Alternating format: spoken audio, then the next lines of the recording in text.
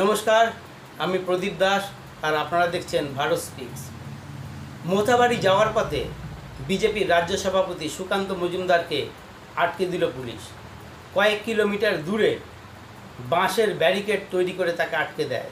সেই ব্যারিকেড এমন ব্যারিকেড যা দেখে মনে হচ্ছিল বাঁশের কেল্লা তৈরি হয়েছে। সেই একটা ব্যারিকেড সুকান্ত মজুমদার এবং বিজেপি কর্মীরা ভেঙে দেন। দ্বিতীয় ব্যারিকেডের সামনে গিয়ে তারা সেখানে অবস্থান বিক্ষোভ করেন। সুকান্ত মজুমদার রাস্তায় বসে বিক্ষোভ দেখান। গত কয়েকদিন ধরেই উত্তপ্ত মালদার মোথাবাড়ি। রামনবমীর মিছিলকে কেন্দ্র করে উত্তপ্ত হয়ে ওঠে এলাকা। সেখানে হিন্দুদের উপরে অত্যাচার করা হয়, তাদের দোকানপাট ভেঙে দেওয়া হয়, বাড়িঘর ভাঙচুর করা হয়, আগুন ধরিয়ে দেওয়া হয়, এমনকি রাস্তা অবরোধ করে গাড়িও ভাঙচুর করা হয়। হামলাকারীদের যে ভিডিও ভাইরাল হয়েছে তাতে শোনা যায় যে এই মোথাবাড়িতে একটাও হিন্দুকে রাখা যাবে না, অর্থাৎ মোথাবাড়ি হিন্দু শূন্য করে দিতে হবে।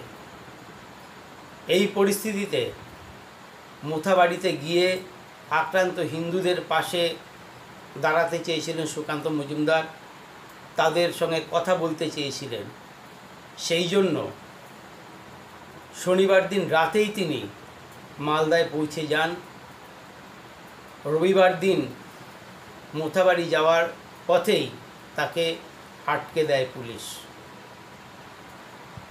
সুকান্ত মজুমদার ক্ষোভ প্রকাশ করে বলেন যে মুখ্যমন্ত্রীর নির্দেশেই এই মোথাবাড়ির ঘটনা ঘটেছে এবং তিনি আশঙ্কা প্রকাশ করেন 26-এর ভোট যত এগিয়ে আসবে এই রকম ঘটনা আরও ঘটতে থাকবে। তিনি বলেন আগামী দিনে কলকাতা এবং হাওড়াতেও এই ঘটনা ঘটতে পারে।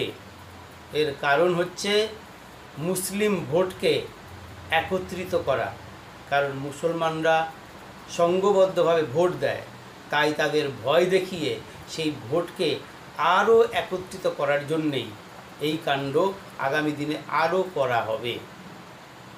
তিনি হুঁশিয়ারি দেন।